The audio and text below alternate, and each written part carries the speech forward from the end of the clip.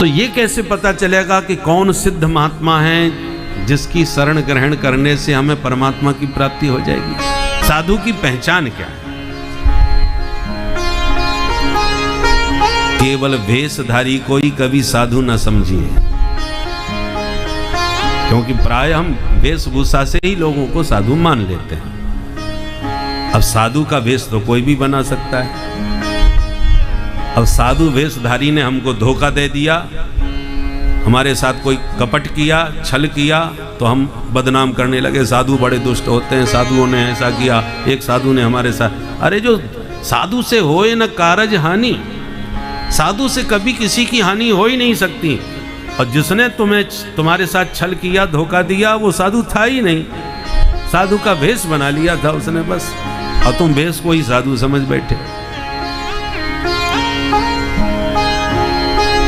तुलसी देख सुवेश भूलई मूढ़ न चतुर नर। रामचरितमानस में प्रताप भानु की कथा को देखिए। इतना प्रतापी राजा प्रतापभान पर एक पाखंडी साधु की चपेट में आकर के बर्बाद हो गया, राक्षस बन गया। कथा विस्तार से रामचरितमानस में देखिए। इसलिए वेश तो कोई भी बना सकता है, वेश बनाने में राक्षस बड़े चतुर होते हैं। रावण ने भी साधु वेश बना करके जानकी जी को छला, कालनेम ने भी कपटी साधु बन करके हनुमान जी को धोखा दिया। हनुमान जी जैसे ज्ञान नाम अग्रगण्य, और वो भी कालनेम के चपेट में आ गए, उसके प्रभाव में आ गए। वो तो मकरी ने पैर पकड़ के यदि न समझाया होता तो वो तो धोखा खाए बैठे थे हनुमान जी।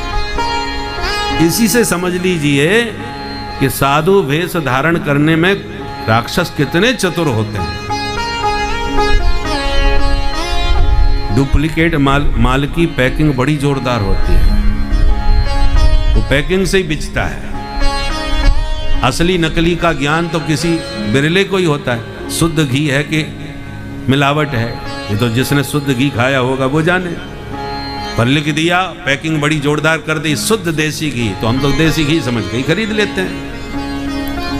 अब शुद्ध है कि नकली है ये तो अनुभवी व्यक्ति ही बता पाएगा। उसी प्रकार नकली साधु असली साधु से ज्यादा आकर्षक दिखते हैं। बोलो राधे राधे। इसलिए केवल वेशभूषा और आकर्षण से ही किसी को साधु और संत नहीं समझना चाहिए। तो फिर कैसे पहचाने कि कौन असली कौन नकली? कपिल भगवान कहते हैं, माँ साधु के 5 लक्षण हैं, वो हम बताते हैं। उन लक्षणों को देख करके ही साधु को पहचानो। कौन कौन? पहला लक्षण तितिक्षवः, साधु तितिक्षु होता है।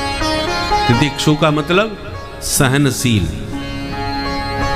सारे द्वंद्वों को सहन करने वाला, सम्मान को भी पचा लेता है, अपमान को भी। बोले सम्मान को क्या पचाना, अपमान को पचाना कठिन है, सम्मान भी पचाया जाता है। बोले हाँ, सम्मान पचा लोगे तो ही अपमान पचा पाओगे। सम्मान में यदि भूल गए तो अपमान में भी मुरझा जाओगे।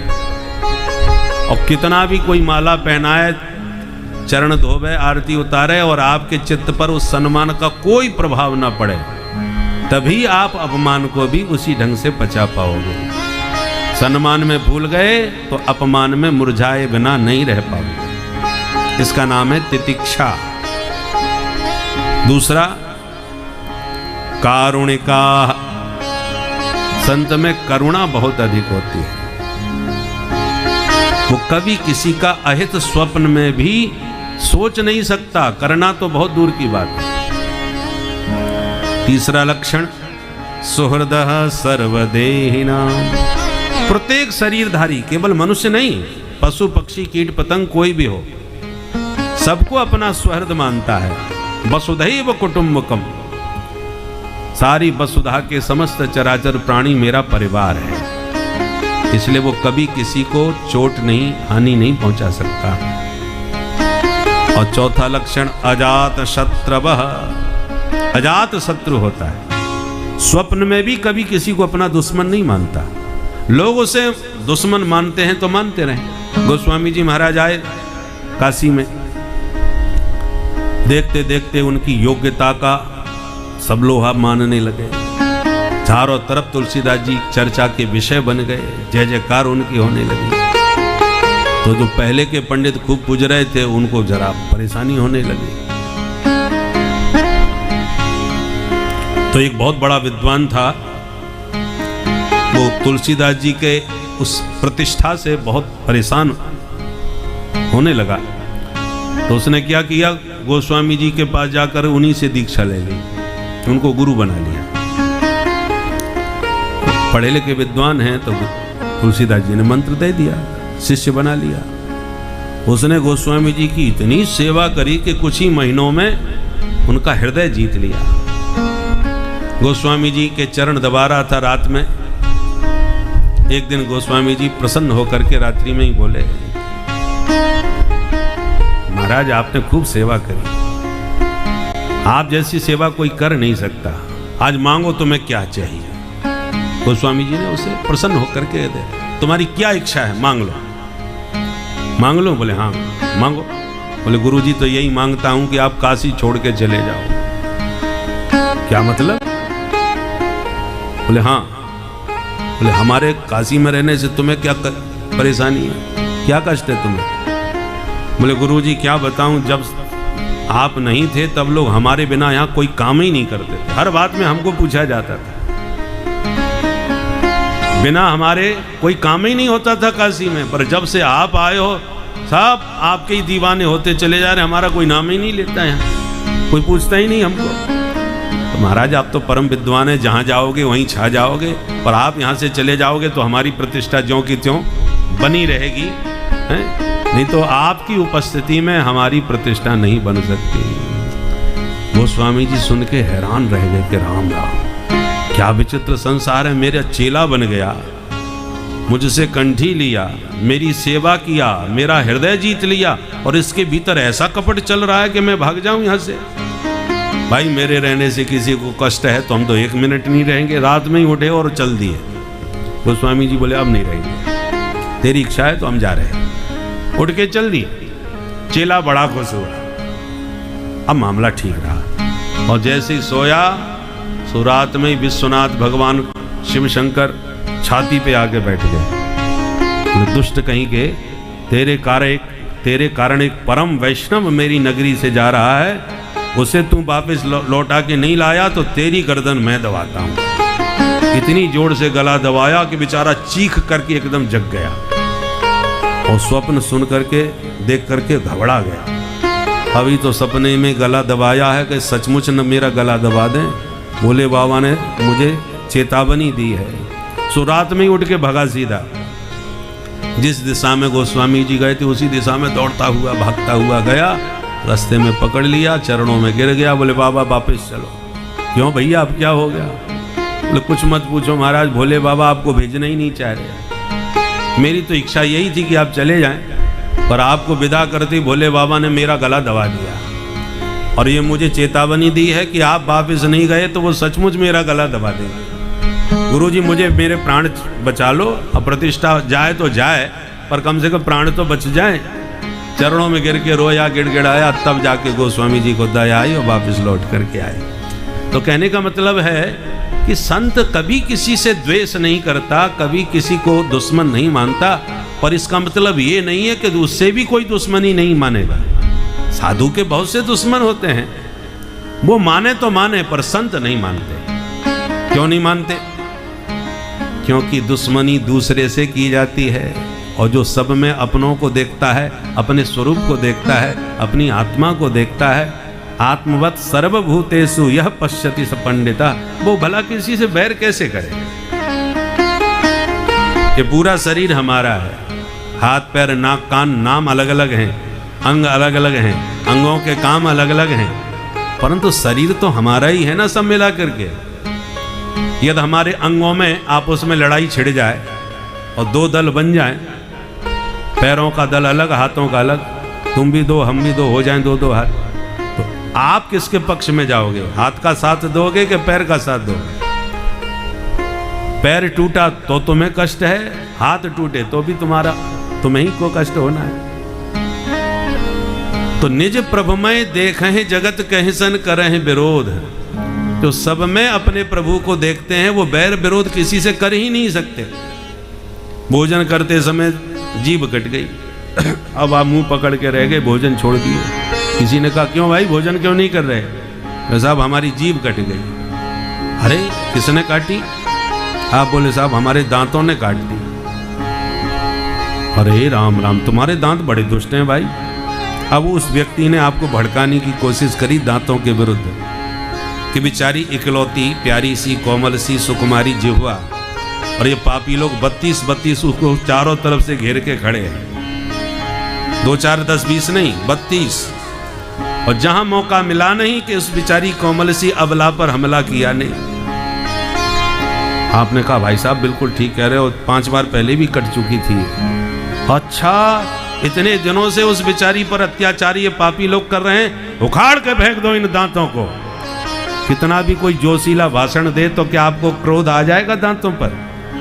50 बार भी आपकी जीभ कटी हो तो आज तक किसी ने एक भी दांत तोड़ा है अपने हाथ से? कोई नहीं तोड़ता। क्यों नहीं तोड़े भाई?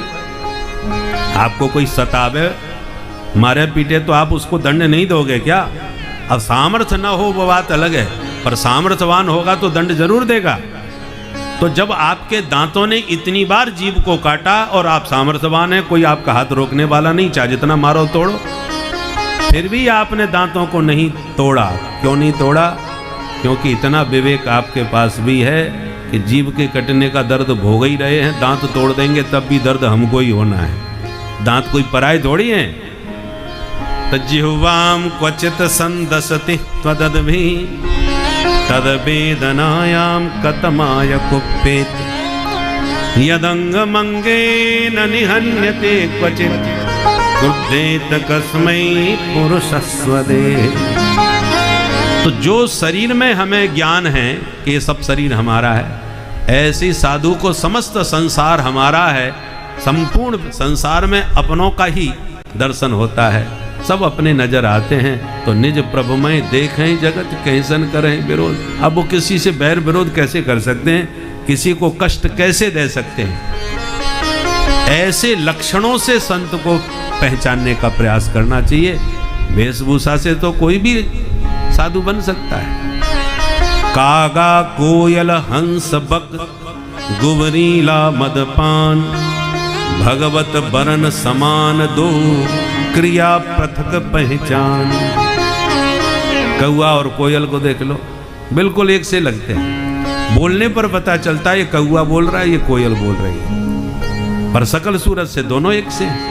ऐसे हंस बक, हंस को देख लो, बगुला को देख लो, एक से लगेंगे, सफेद एकदम धवल। पर हंस मोती चुगने वाला और बगुला मछली खाने वाला।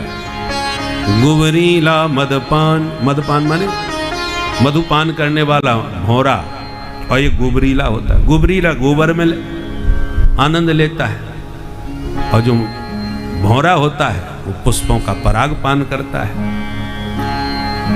देखने में दोनों एक से लगेंगे और लक्षण बिल्कुल अलग अलग है, क्रियाएं दोनों की बिल्कुल अलग अलग है।